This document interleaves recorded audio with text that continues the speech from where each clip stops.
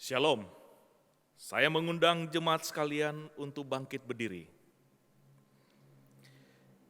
Inilah hari yang dijadikan Tuhan. Marilah kita bersorak-sorak dan bersukacita karenanya. Diberkatilah Dia yang datang dalam nama Tuhan. Kami memberkati kamu dari dalam rumah Tuhan. Kita mulai kebaktian hari ini dengan pertolongan dari Allah yang menjadikan hari ini dan mengundang kita beribadah kepadanya. Turunlah atas kita sekalian anugerah, berkat, dan damai sejahtera dari Allah Bapa, Allah Putra, dan Allah Roh Kudus. Amin. Dialah Tuhan yang bertahta dulu, sekarang, dan sampai selama-lamanya. Dialah Raja segala raja yang terbesar dan termulia. Dialah Tuhan yang layak untuk kita puji dan kita sembah.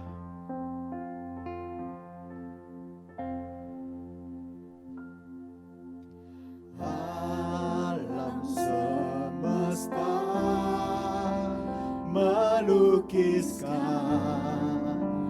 kebesaran Tuhan, bumi dan surga menyaksikan kemuliaan nama-Mu. Hosana,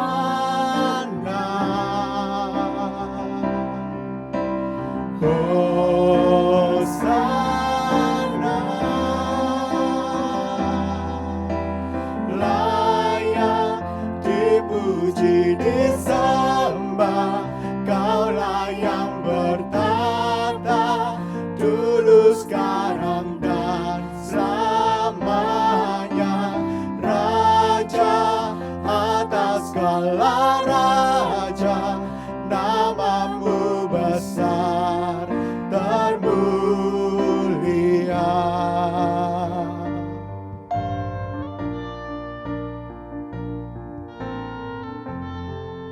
Alam semesta melukiskan kebesaran Tuhan kita. Alam semesta melukiskan kebesaran Tuhan, bumi dan surga menyaksikan kemuliaan nama-Mu. Hosana, Hosana, Hosana,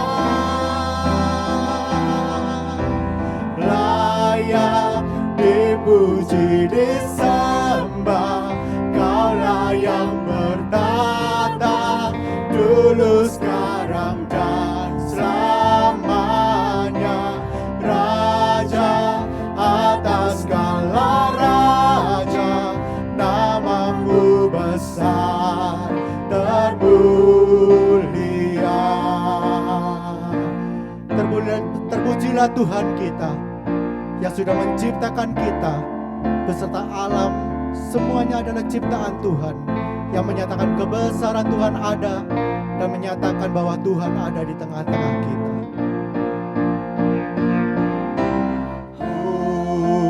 Hosana, Hosana,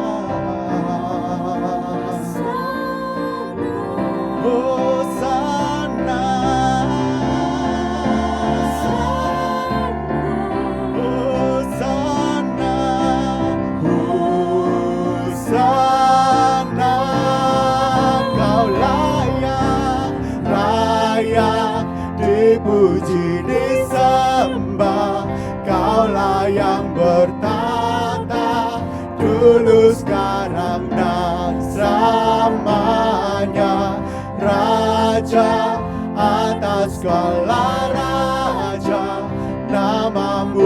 besar, termulia. Kau layak dipuji, layak dipuji, disembah. Kaulah yang bertata dulu, sekarang, dan selamanya.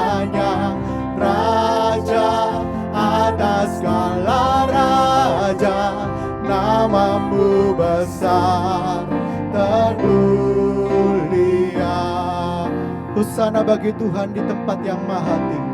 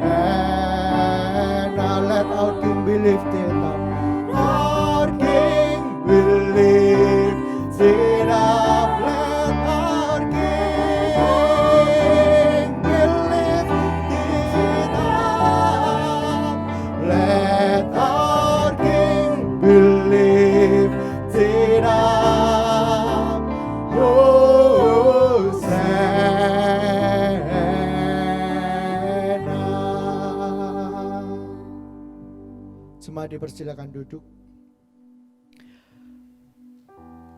Yohanes 12 ayatnya yang ke-12 sampai 36 mencatat peristiwa ketika Yesus masuk ke Yerusalem. Orang-orang menyambutnya layaknya raja, tetapi mereka tidak memahami bahwa inilah langkah menuju salib. Mari kita membaca sebagian dari nats Alkitab ini bersama-sama. Kita sama-sama memperhatikan slide yang ada di depan. Keesokan harinya, ketika orang banyak yang datang merayakan pesta mendengar bahwa Yesus sedang di tengah jalan menuju Yerusalem, mereka mengambil daun-daun palem dan pergi menyongsong dia sambil berseru-seru, "Hosana! Diberkatilah dia yang datang dalam nama Tuhan, Raja Israel." Yesus menemukan seekor keledai muda, lalu ia naik ke atasnya seperti ada tertulis, "Jangan takut, hai putri Sion, lihatlah Rajamu datang, duduk di atas seekor anak keledai." Orang banyak yang bersama-sama dengan dia ketika ia memanggil Lazarus keluar dari kubur dan membangkitkannya dari antara orang mati, memberi kesaksian tentang dia.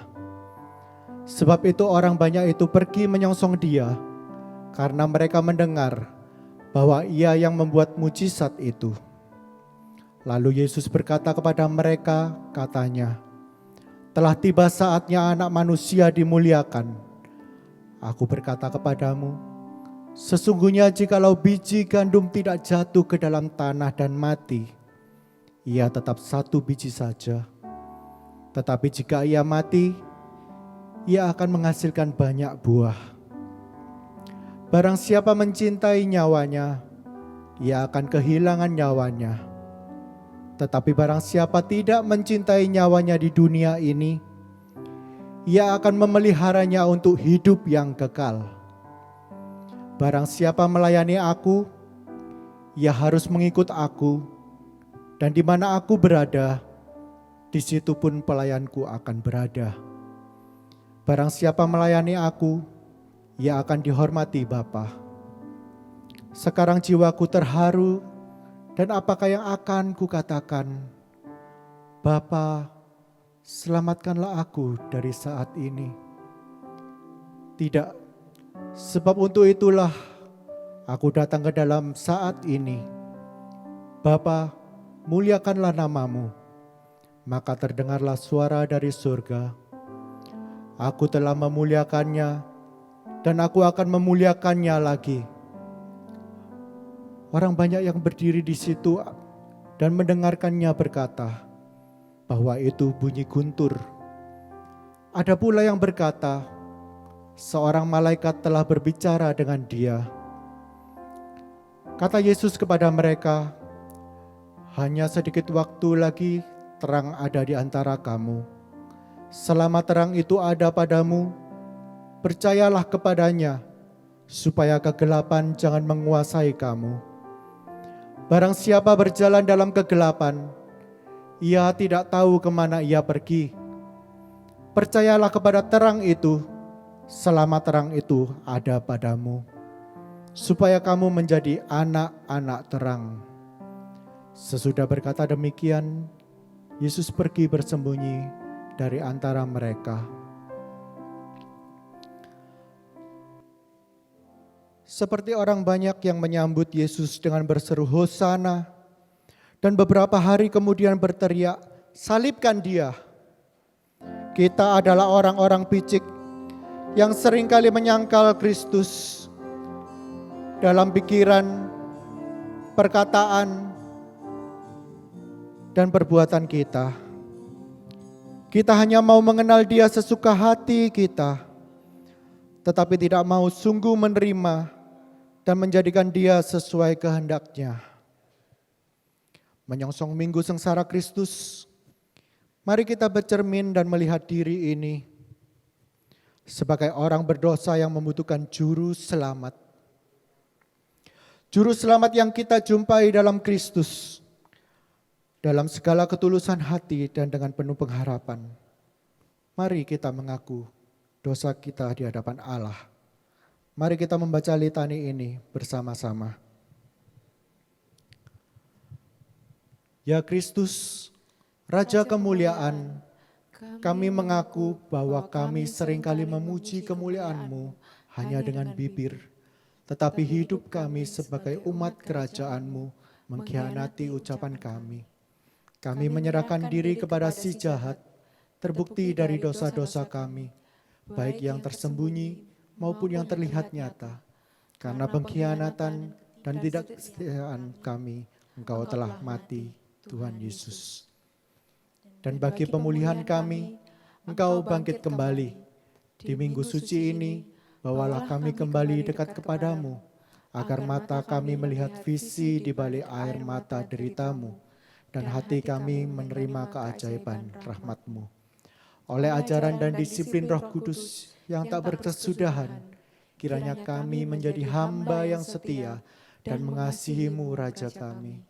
Segala pujian hanya bagi-Mu, Bapa, Putra, dan Roh Kudus. Amin.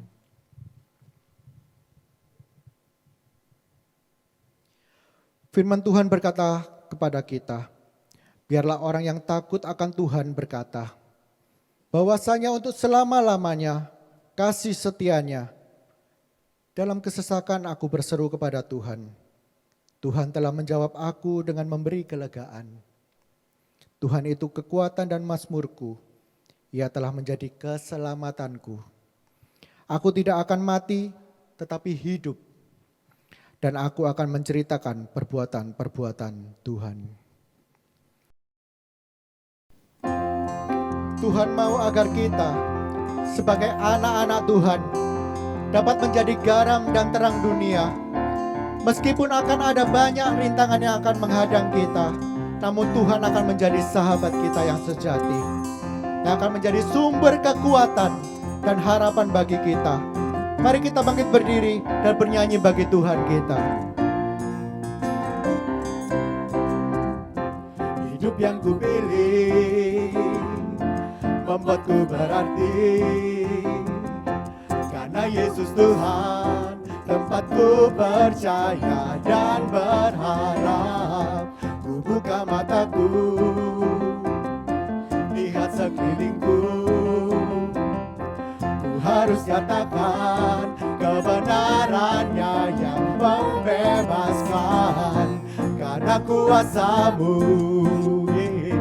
karena kehebatan-Mu, ku dapat lakukan perkara besar yang Engkau janjikan. Yesus, Kaulah sahabatku. Yesus, Kau yang akan selalu berada di sisiku.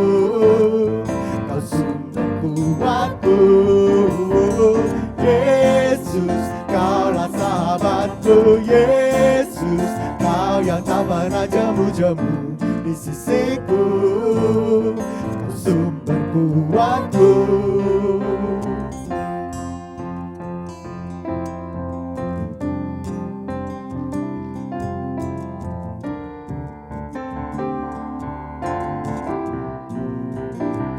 Hidup yang kupilih, hidup yang kupilih membuatku berarti, karena Yesus Tuhan tempatku percaya dan berharap. Ku buka mataku, lihat sekelilingku, ku harus nyatakan kebenarannya yang membebaskan. Karena kuasa-Mu, karena hebat-Mu, ku dapat lakukan perkara besar yang Engkau janjikan. Yesus, Kaulah sahabatku. Yesus, Kau yang akan selalu berada di sisiku. Kau sumber kuatku. Yesus, Kaulah sahabatku. Yesus, Kau yang tak pernah jemu-jemu di sisiku. Kau sumber kuatku. Yesus, Kaulah sahabatku. Yesus, Kau yang akan selalu berada di sisiku. Kau sumber kuatku. Yesus, Kaulah sahabatku. Yesus, Kau yang tak pernah jemu-jemu di sisiku.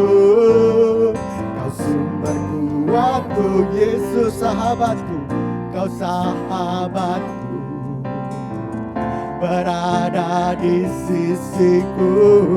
Kau sahabatku, selama-lamanya Kau sahabatku, berada di sisiku selama-lamanya. Haleluya. Dialah Yesus Tuhan kita yang akan selalu menguatkan kita, yang selalu akan memberikan kita pengharapan dalam hidup kita. Apapun masalah yang kita hadapi, percayalah bahwa di dalam Yesus pasti ada pemulihan. Di dalam Yesus pasti ada jalan keluar. Di dalam kita menghadapi semuanya itu.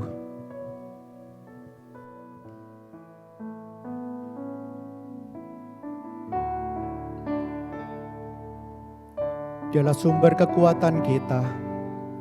Dialah sumber penghiburan kita. Dan di dalam Tuhan tidak ada satupun yang mustahil dilakukan. Kekuatan di hidupku ku dapat dalam Yesus. Dia tak pernah tinggalkanku, setia menopangku, berseru berharap dalam Yesus.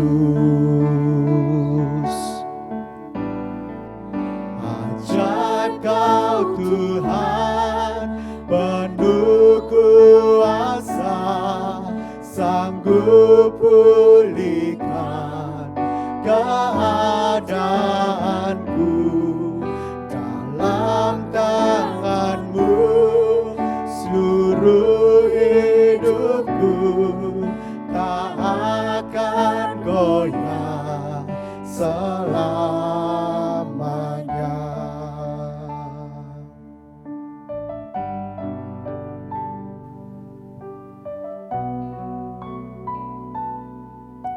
Kekuatan di hidupku, ku dapat dalam Yesus.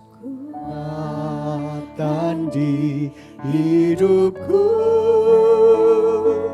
ku dapat dalam Yesus.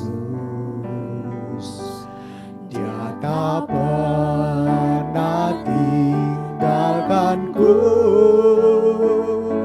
setia menopangku, berseru berharap dalam Yesus. Ajaib kau Tuhan, ajaib kau Tuhan, penuh kuasa, sanggup pulihkan keadaanku. Dalam tangan-Mu seluruh hidupku tak akan goyah selamanya.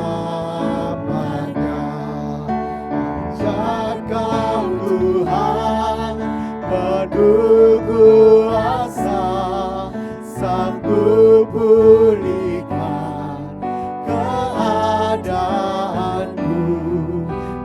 Dalam tangan-Mu seluruh hidupku tak akan goyah selamanya. Silakan duduk jemaat yang kasih Tuhan. Biarlah firman yang ajaib, firman yang indah, dan yang memberi hidup itu dapat kita terima dan kita lakukan dalam hidup kita.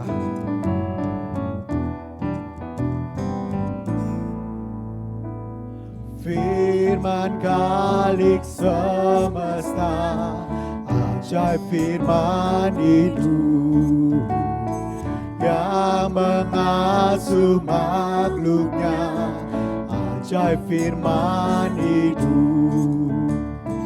Bimbingannya dapat bagi orang sesat, firman indah, firman ajaib, firman yang beri hidup, firman indah, firman ajaib, firman yang beri hidup. Firman Putra mulia, ajaib firman hidup, menyampaikan kundia, ajaib firman hidup. Oleh darah kudus dosamu ditebus, firman indah, firman ajaib, firman yang beri hidup, firman indah, firman ajaib, firman yang beri hidup.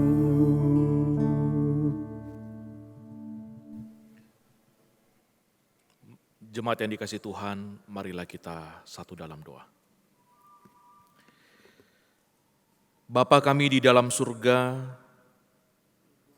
di dalam segala keberadaan kami, bahkan keterbatasan kami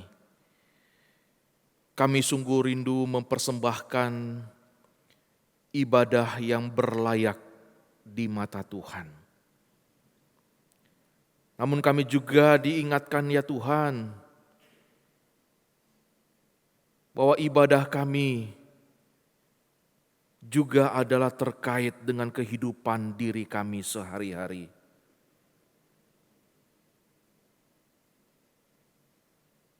Bahwa seringkali Tuhan kami tidak mempersembahkan hidup kami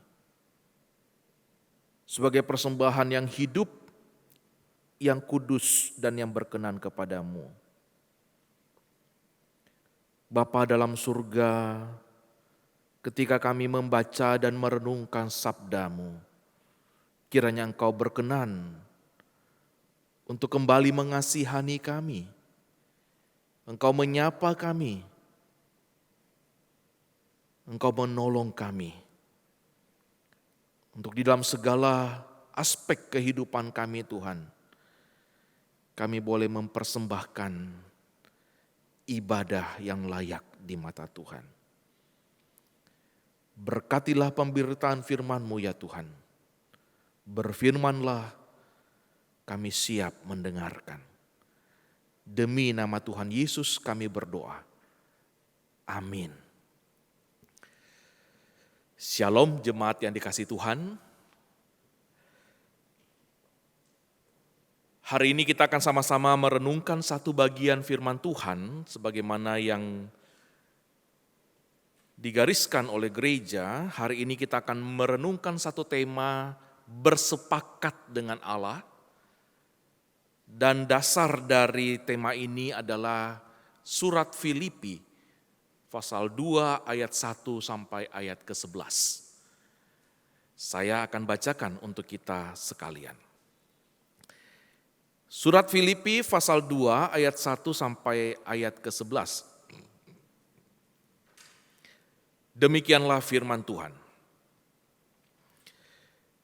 Jadi, karena dalam Kristus ada nasihat, ada penghiburan kasih, ada persekutuan roh, dan ada kasih mesra dan belas kasihan. Karena itu, sempurnakanlah sukacitaku dengan ini. Hendaklah kamu sehati sepikir, dalam satu kasih, satu jiwa, satu tujuan. Dengan tidak mencari kepentingan sendiri atau puji-pujian yang sia-sia. Sebaliknya, hendaklah dengan rendah hati, yang seorang menganggap yang lain lebih utama daripada dirinya sendiri. Dan janganlah tiap-tiap orang hanya memperhatikan kepentingannya sendiri, tetapi kepentingan orang lain juga. Ayat kelima, hendaklah kamu dalam hidupmu bersama menaruh pikiran dan perasaan yang terdapat juga dalam Kristus Yesus, yang walaupun dalam rupa Allah tidak menganggap kesetaraan dengan Allah itu sebagai milik yang harus dipertahankan, melainkan telah mengosongkan dirinya sendiri dan mengambil rupa seorang hamba dan menjadi sama dengan manusia. Dan dalam keadaan sebagai manusia, ia telah merendahkan dirinya dan taat sampai mati, bahkan sampai mati di kayu salib. Ayat ke-9. Itulah sebabnya Allah sangat meninggikan dia dan mengaruniakan kepadanya nama di atas segala nama, supaya dalam nama Yesus bertekuk lutut segala yang ada di langit dan yang ada di atas bumi dan yang ada di bawah bumi, dan segala lidah mengaku Yesus Kristus adalah Tuhan, bagi kemuliaan Allah Bapa. Saudara yang dikasihi Tuhan, jemaat di kota Filipi adalah satu komunitas Kristen yang pertama dirintis oleh Rasul Paulus di kota atau di Eropa Timur.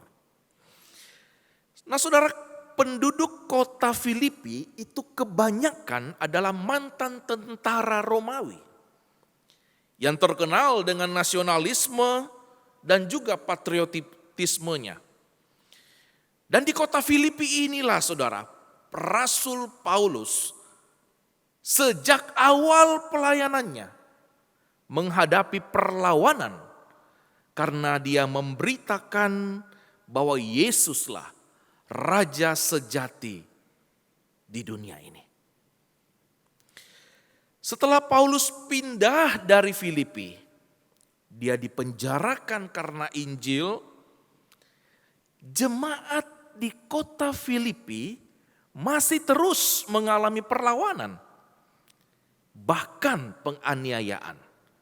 Namun mereka tetap menjadi komunitas yang hidup, mereka tetap setia kepada jalan Yesus. Nah, dari penjara di kota Roma, Paulus menuliskan surat ini sebagai ungkapan syukur atas perhatian jemaat kepada dia dan juga sebagai ungkapan sayang Rasul Paulus. Dalam surat ini, Rasul Paulus memberikan nasihat-nasihat yang sangat berharga. Bukan hanya bagi jemaat pada zaman itu di kota Filipi, tetapi juga bagi kita, jemaat Kristus pada masa kini. Saudara yang dikasihi Tuhan, di awal surat ini, Paulus menunjukkan betapa pentingnya Injil Kristus. Tercatat saudara 16 kali kata berita Injil atau yang mengacu kepada Injil itu. Nah, dari kesaksian Paulus yang dia catatkan itu, kemudian dia sampaikan satu implikasi yang begitu penting yang tercatat dalam surat Filipi 1 ayat 17.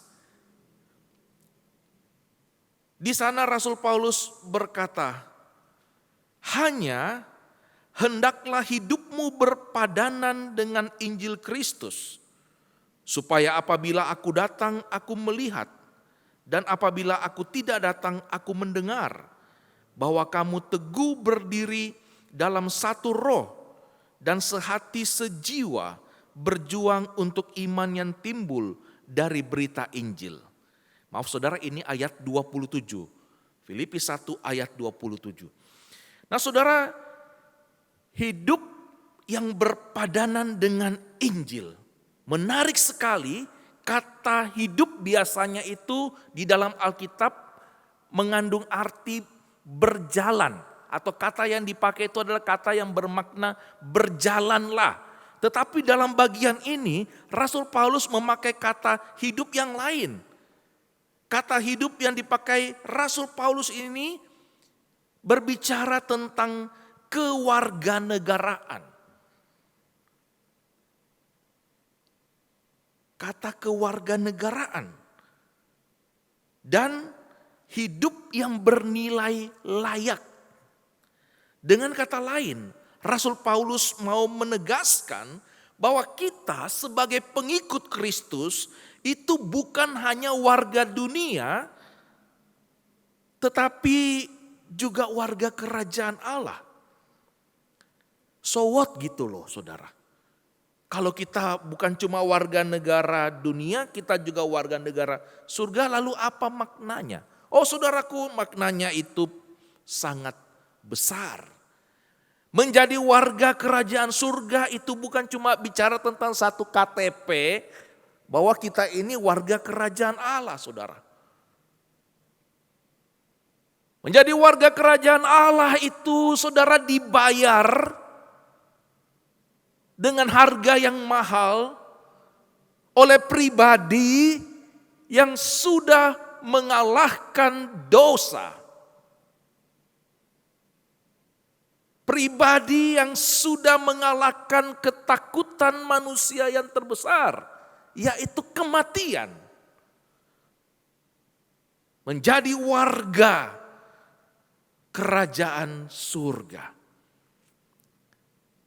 adalah orang-orang yang memiliki jaminan keselamatan oleh Yesus yang bangkit itu saudara.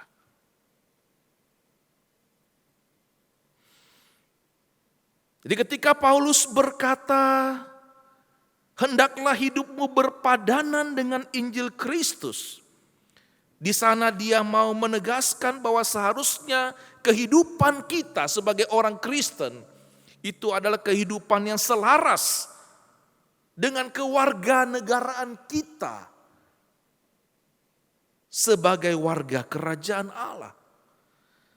Itu artinya bahwa kita dipanggil untuk menjalani hidup yang bernilai. Kehidupan ilahi, kehidupan yang berkenan di mata Tuhan, bukan hidup yang sembrono. Saudara yang dikasihi Tuhan, di ayat kedua dan ayat ketiga pada Filipi pasal 2, kita bisa melihat di sana Rasul Paulus menguatkan jemaat Filipi, menasihati, memberikan peringatan kepada mereka tentang 3 bahaya. Kita bisa menyebut itu 3 virus yang dapat merusak persekutuan kita dan membuat kehidupan kita tidak lagi berpadanan dengan Injil. Kalau kita memperhatikan Filipi pasal 2 ayat 2 dan 3, kita melihat 3 virus itu apa, saudara? 3 virus itu adalah egoisme, popularisme, dan kesombongan. Egoisme bertumbuh ketika kita masing-masing hanya mencari kepentingan diri sendiri.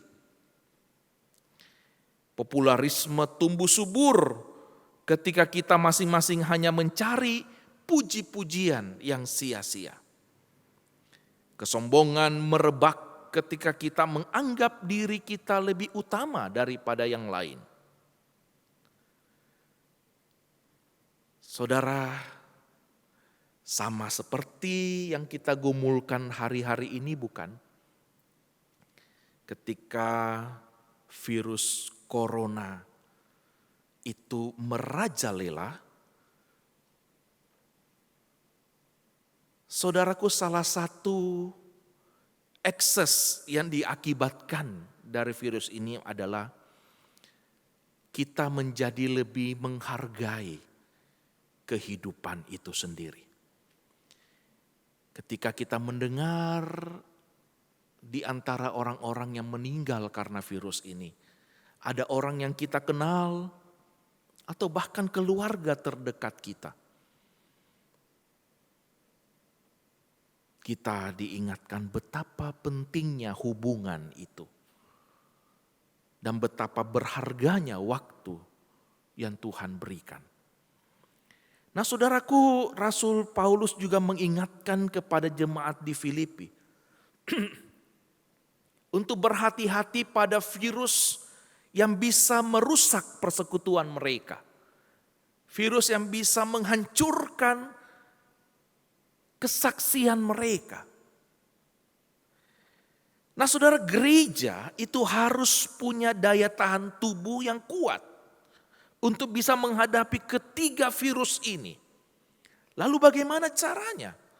Nah, Rasul Paulus menunjukkan 3 resep yang sangat manjur untuk menghadapi virus itu. Yang pertama, hiduplah di dalam Kristus. Kita lihat ayat 1 sampai ayat ke-4, saudara. Khususnya di ayat pertama. Di sana Rasul Paulus berkata, jadi karena dalam Kristus ada nasihat, ada penghiburan kasih, ada persekutuan roh, ada kasih mesra belas kasihan. Oh saudaraku, di dalam dirinya Tuhan Yesus sudah mempersatukan kita. Dia mempersatukan kita dengan Allah. Kematian Tuhan Yesus telah membuat tabir bait suci itu terbelah 2 dari atas sampai bawah.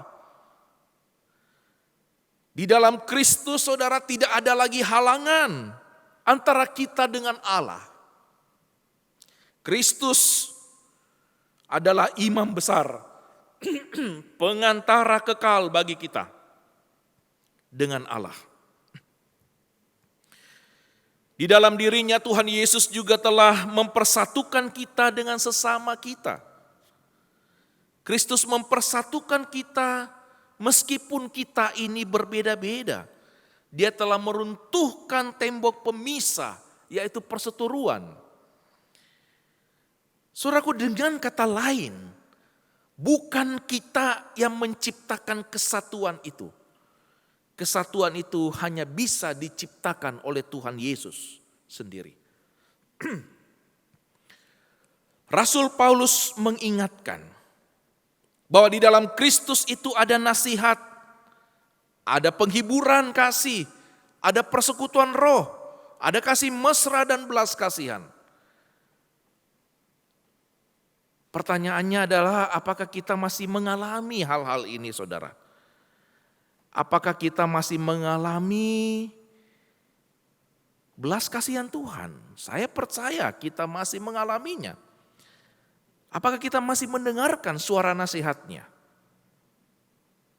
Apakah kita masih menemukan penghiburan kasih-Nya? Apakah kita masih dikuatkan oleh persekutuan Roh Kudus?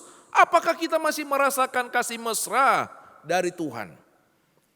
Kalau jawabannya belum atau tidak atau kurang, saudara, pertanyaannya kenapa? Mungkin karena kita tidak lagi menyendengkan telinga kita untuk mendengarkan suaranya. Jangan-jangan saudara, kita lebih suka mendengarkan hiruk pikuk dan kebisingan dunia ini daripada mendengarkan sapaan dari Tuhan. Jelas sekali Tuhan Yesus berkata, kita tidak dapat berbuah kalau kita tidak tinggal di dalam Dia. Bahwa di luar Dia kita tidak dapat berbuat apa-apa. Dia berkata, tinggallah di dalam firman-Ku, tinggallah di dalam kasih-Ku. Nabi Yesaya pernah berkata demikian, Tuhan Allah memberikan kepadaku lidah seorang murid, supaya dengan perkataan aku memberi semangat baru kepada orang-orang yang letih lesu. Setiap pagi Dia mempertajam pendengaranku untuk mendengar seperti seorang murid. Oh saudaraku, Nabi Yesaya dipanggil untuk melayani bangsanya. Bangsa yang tegar tengkuk itu. Bangsa yang menolak pesan-pesan Tuhan itu. Tapi sebagai nabi dia harus menyampaikan pesan itu kepada bangsa Israel. Tapi ada satu pelajaran yang penting, saudara. Untuk dapat menyampaikan pesan Tuhan, Yesaya harus memasang telinganya baik-baik untuk mendengarkan suara Tuhan. Itu sebabnya dia berkata, setiap pagi Dia mempertajam pendengaranku untuk mendengar seperti seorang murid. Jadi Nabi Yesaya mau mengingatkan kita bahwa ada korelasi yang erat antara apa yang kita katakan dengan apa yang kita dengarkan atau apa yang kita pelajari. Nah saudara, perhatikan selanjutnya kemudian Rasul Paulus berkata demikian. Sempurnakanlah sukacitaku. Dengan kamu sehati sepikir, satu kasih, satu jiwa, satu tujuan. Apa makna kata ini? Sempurnakanlah sukacitaku. Saudaraku, sukacita Rasul Paulus itu adalah sukacita Tuhan. Paulus hidup berpaut dan begitu dekat dengan Kristus. Apa yang Kristus mau, itu Paulus kerjakan. Apa yang Kristus rasakan, itu yang Paulus rasakan. Dengan kata lain, inilah hal yang menyukakan hati Tuhan. Yaitu ketika kita sehati sepikir dalam satu kasih, satu jiwa, satu tujuan.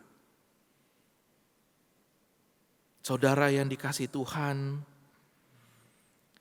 biarlah dalam kehidupan kita kembali mempersembahkan persembahan yang menyukakan hati Tuhan. Apa itu saudaraku? Yaitu sebagai gereja kita sehati sepikir, kita satu kasih, satu jiwa, satu tujuan. Saya suka mengatakan bahwa capaian terbesar dari sebuah gereja itu adalah ketika kita bersatu.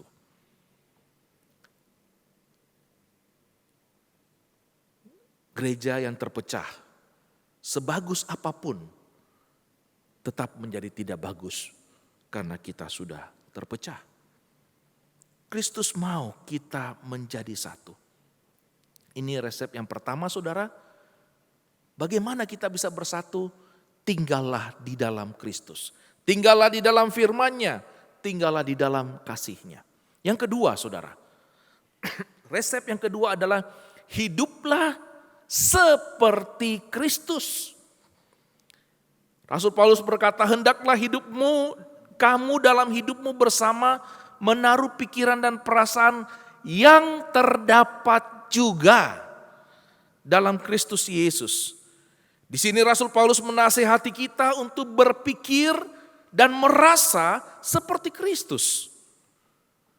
Dia yang walaupun dalam rupa Allah tidak menganggap kesetaraan dengan Allah itu sebagai milik yang harus dipertahankan.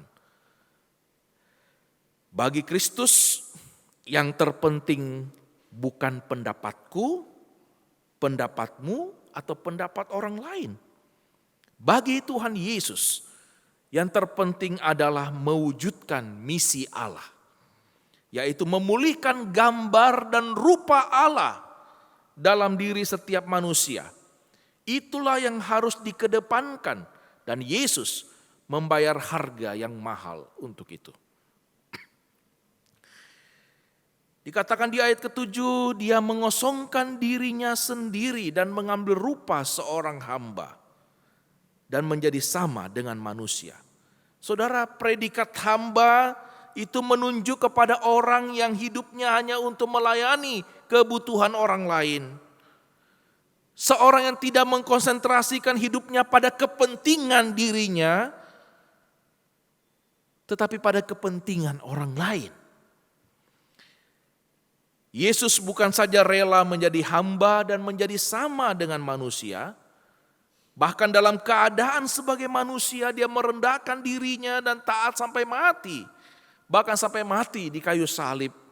Nah, saudaraku, jiwa inilah yang perlu selalu bergelora di dalam hati setiap orang Kristen.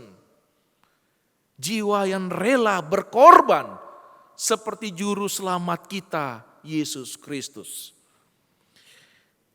Di sini ada teguran bagi saya dan juga mungkin bagi saudara. Betapa mudahnya kita terjebak, kita ribut karena perkara-perkara yang kecil, perkara-perkara yang tidak signifikan dalam kehidupan bersama kita. Kita meributkan banyak hal, tetapi pada saat yang sama kita melupakan kepentingan yang lebih besar, yaitu kepentingan kerajaan Allah. Marilah kita mengawasi kehidupan kita selama ini. Apakah hari-hari ini kita menjadi semakin rendah hati? Adakah kita dengan rendah hati menerima kesalahan yang kita buat? Atau kita cenderung melemparkan kesalahan kepada orang lain? Apakah kita mudah tersinggung dengan ide atau perkataan orang lain? Apakah kita tetap dengan rendah hati mendukung program gereja, walaupun kita tidak lagi menjabat sebagai pengurus di dalamnya? Saudara yang terkasih, kita bisa mengatasi perbedaan kita. Kita bisa menyelesaikan persoalan kita kalau kita punya hati dan pikiran Tuhan Yesus.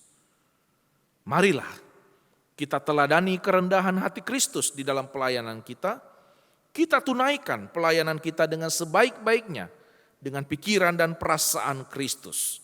Yang pertama, saudara, hiduplah di dalam Kristus. Yang kedua, hiduplah seperti Kristus. Dan yang ketiga, di ayat ke-9 sampai 11, kita menemukan di sana resep yang ketiga, hiduplah untuk Kristus. Paulus berkata, itulah sebabnya Allah sangat meninggikan dia dan mengaruniakan kepadanya nama di atas segala nama.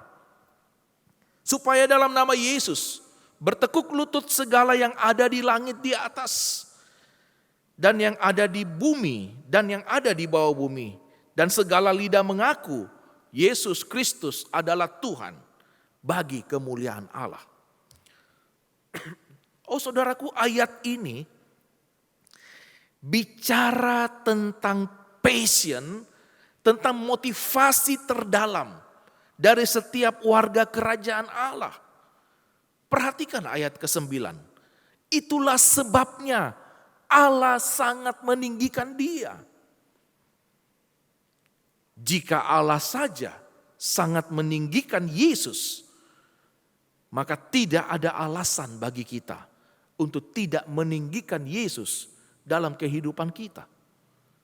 Ingat saudara, meninggikan Tuhan, bukan meninggikan nama kita, dan bukan pula meninggikan nama gereja kita. Demi kehormatan nama Kristus, seharusnya menjadi semangat kita dalam menjalani kehidupan kita. Tidak ada semangat yang lebih kuat daripada satu kerinduan agar Tuhan Yesus diberikan kehormatan yang layak bagi namanya. Yesus Kristus layak untuk kita tinggikan. Setiap kita dipanggil untuk memiliki, menjaga, menjunjung semangat ini. Semangat kehormatan bagi nama Tuhan Yesus. Pertanyaannya saudaraku, adakah nama Yesus itu digemari orang karena melihat kehidupan kita? Ataukah nama itu justru dicemari oleh tingkah laku kita? Setiap kita bisa merasa sedih, marah, kecewa oleh banyak hal. Tapi semua tidak boleh membuat kita berhenti berkarya bagi Tuhan. Mungkin sikap kata, perlakuan sesama kita membuat kita lemah.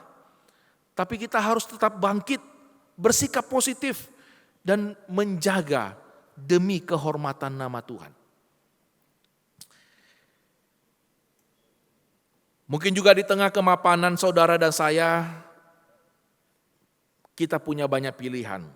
Kita bebas melakukan apa saja termasuk dosa, tanpa diketahui oleh orang lain. Biarlah firman Tuhan ini mengingatkan kita bahwa Tuhan kita Yesus Kristus itu layak mendapatkan hormat dari kita. Biarlah di tengah kemapanan dan kebebasan, kita berjuang menjaga kehormatan nama junjungan kita, Yesus Kristus. Rasul Paulus berkata, karena bagiku hidup adalah Kristus dan mati adalah keuntungan. Tetapi jika aku harus hidup di dunia ini, itu berarti bagiku bekerja memberi buah.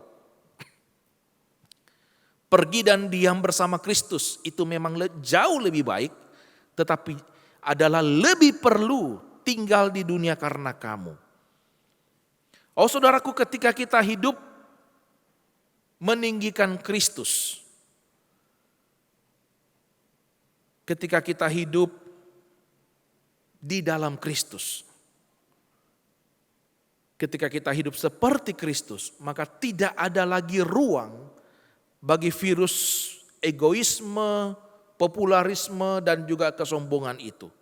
Tidak ada lagi medium bagi virus-virus itu untuk bercokol dan hidup. Karena seluruh kehidupan kita sudah kita pakai sebagai panggung kemuliaan Allah. Kiranya Tuhan memberkati kita saudara-saudara untuk melakukan apa yang Tuhan mau. Mari kita berdoa.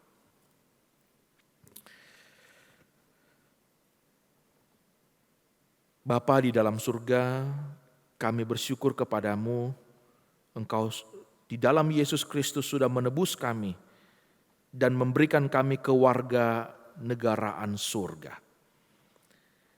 Kami berdoa Tuhan supaya kehidupan kami sungguh-sungguh menjadi kehidupan yang mencerminkan bahwa kami adalah anak-anak Allah, kami adalah hamba-hamba Allah. Karena itu Tuhan, tolonglah kami supaya kami dapat sungguh-sungguh hidup di dalam Kristus. Kami dapat sungguh-sungguh hidup seperti Kristus. Dan kami boleh sungguh-sungguh hidup untuk Tuhan Yesus. Berkatilah firman-Mu ya Tuhan. Di dalam nama Tuhan Yesus kami berdoa dan kami bersyukur. Amin. Jemaat yang dikasihi Tuhan, marilah kita bersama-sama dengan jemaat umat percaya di setiap tempat dan di segala abad. Kita mengikrarkan pengakuan iman kita, seturut pengakuan iman rasuli demikian. Aku percaya kepada Allah, Bapa yang Maha Kuasa, Khalik langit dan bumi, dan kepada Yesus Kristus, anaknya yang tunggal Tuhan kita, yang dikandung dari Roh Kudus, lahir dari anak darah Maria, yang menderita sengsara di bawah pemerintahan Pontius Pilatus, disalibkan, mati dan dikuburkan, turun ke dalam kerajaan maut. Pada hari yang ketiga, bangkit pula dari antara orang mati, naik ke surga, duduk di sebelah kanan Allah, Bapa yang Maha Kuasa. Dan dari sana ia akan datang untuk menghakimi orang yang hidup dan yang mati. Aku percaya kepada Roh Kudus, gereja yang kudus dan am, persekutuan orang kudus, pengampunan dosa, kebangkitan orang mati, dan hidup yang kekal. Amin. Marilah kita sama-sama menaikkan doa syafaat kita.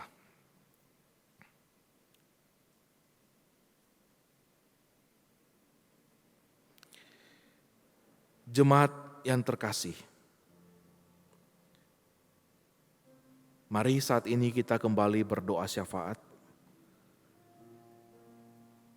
Dalam kondisi dan situasi seperti ini, kita semua bersama dengan seluruh penduduk dunia menghadapi permasalahan yang sama. Mari kita belajar untuk tetap teguh percaya kepada Allah. Kita bersama berdoa. Allah sumber pengharapan dan kehidupan. Hari ini ketika kami mengingat perjalanan-Mu ke Yerusalem, dan kala kami menyongsong Minggu Suci, puncak dari perjalanan kami bersama-Mu ke Kalvari, kami mengingat kembali bahwa di atas salib Engkau telah menanggung segala sakit dan penderitaan, keputusasaan dan sakit penyakit, kehilangan dan ketakutan. Segala duka dan tulah kami telah Engkau pikul. Yesus Tuhan kami, Engkau yang paling memahami segala isi hati kami.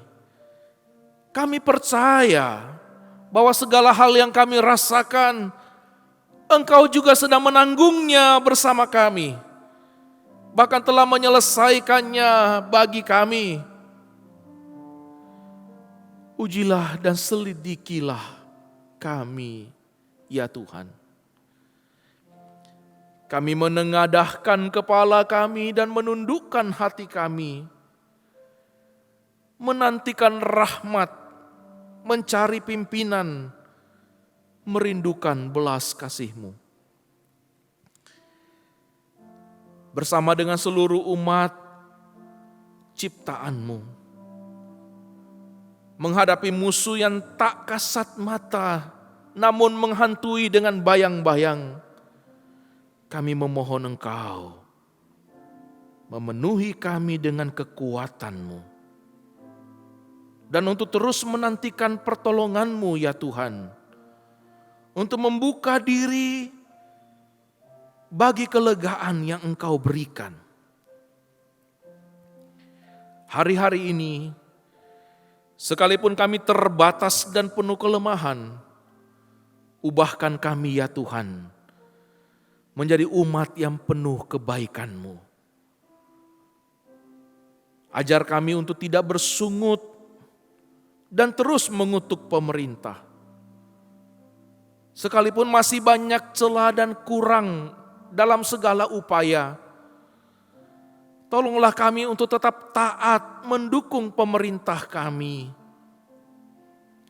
Berilah mereka hikmat untuk bertindak tepat dan benar, sama seperti Engkau memberi kami hikmat untuk berkata dan berlaku benar, menjadi warga negara yang memberkati bangsa ini.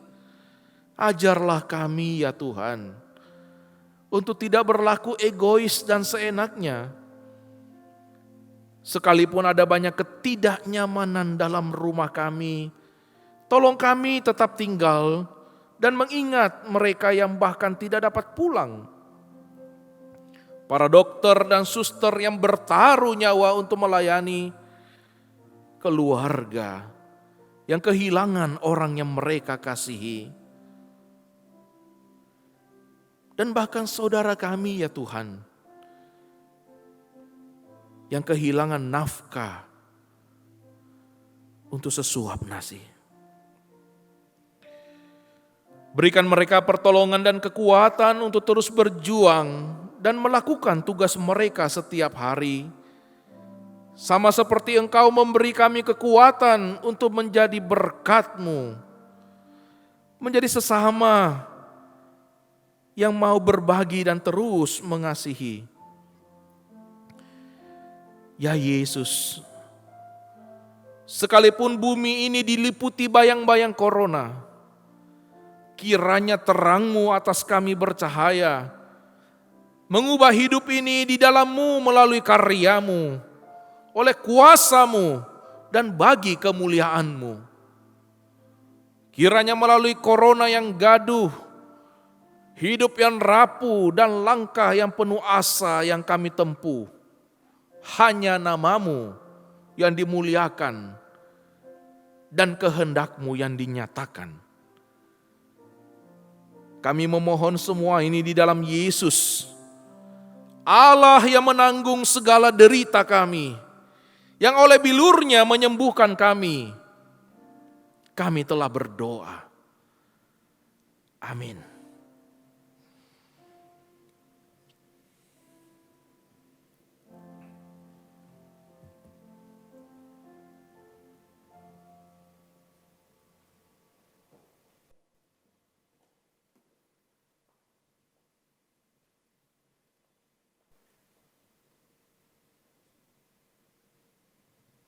Sebagai respon syukur kita kepada Tuhan, karena Tuhan begitu baik bagi kita, karena Tuhan sudah memelihara hidup kita, bahkan mencukupi segala kebutuhan kita. Mari kita mempersembahkan diri kita sepenuhnya untuk boleh dipakai dan diproses bagi kemuliaan Tuhan.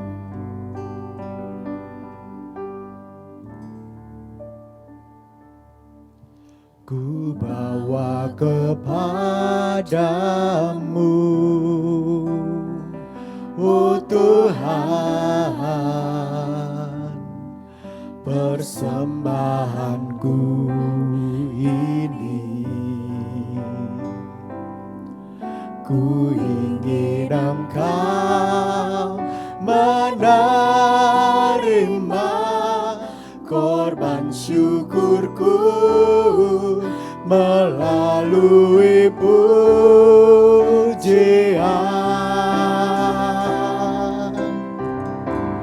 Takkan pernah ku bawa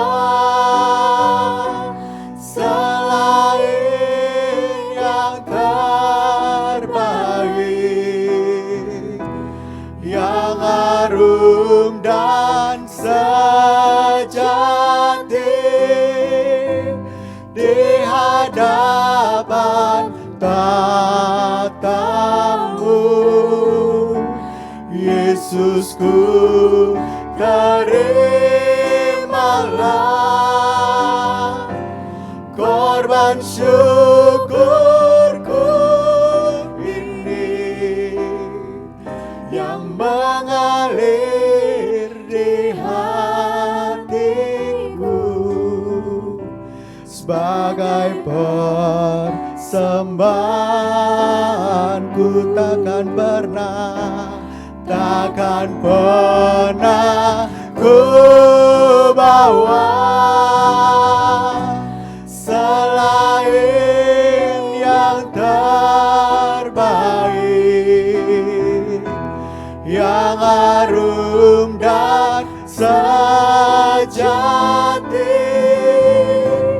di hadapan tatamu. Yesusku, terimalah korban syukurku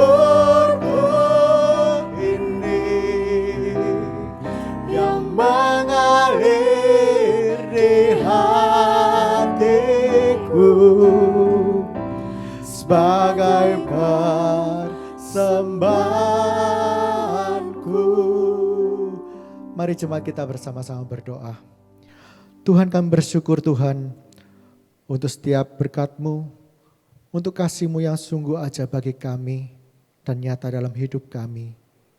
Kami juga bersyukur ya Tuhan untuk setiap kepenuhan kebutuhan yang kami perlukan ya Tuhan yang daripada-Mu. Kami mau ya Tuhan agar hidup kami boleh Engkau pakai bagi kemuliaan nama-Mu. Dan biarlah Engkau yang memakai ya Tuhan seluruh hidup kami ini untuk boleh menjadi saksi hidup-Mu di tengah-tengah suasana dunia yang seperti ini. Biarlah setiap perkataan kami, perbuatan kami, itu semua boleh ya Tuhan untuk memuliakan nama-Mu. Terima kasih Tuhan, hanya dalam nama Tuhan Yesus kami berdoa. Amin. Marilah kita semua terus giat dalam mengerjakan pekerjaan Tuhan. Dan janganlah takut, karena Tuhan ada bersama-sama dengan kita. Karena Tuhan akan memberikan kepada kita kekuatan dan penghiburan. Saat imanku lemah, Kristus genggamku. Saat godaan datang, Dia menggenggamku. Saat ku tak berdaya lewati hidup, meski kasih-Ku pudar, Dia terus genggamku. Dia menggenggamku, Dia menggenggamku. Kristus mengasihiku, Dia menggenggamku. Dia menggenggamku, Dia menggenggamku. Kristus mengasihiku, Dia menggenggamku. Biarlah pujian dan hormat kita naikkan bagi Allah Tritunggal. Puji Allah Bapa Putra, puji Allah Roh Kudus, ketiganya yang esa. Pohon selamat sumber berkat.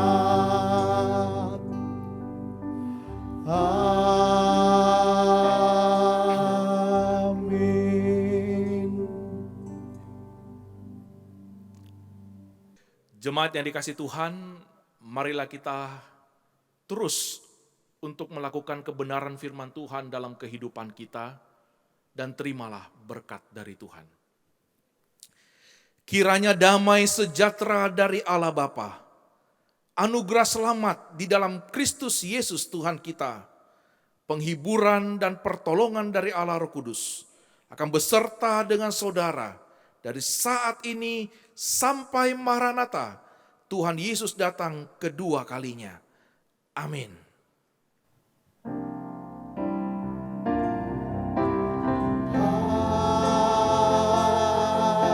Amin.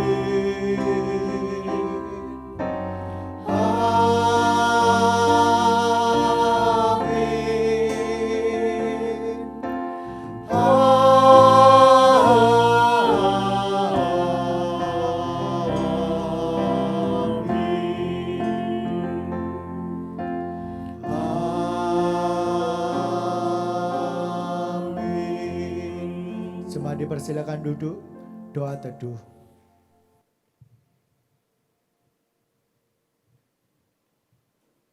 Demikian ibadah kita pada hari Minggu ini.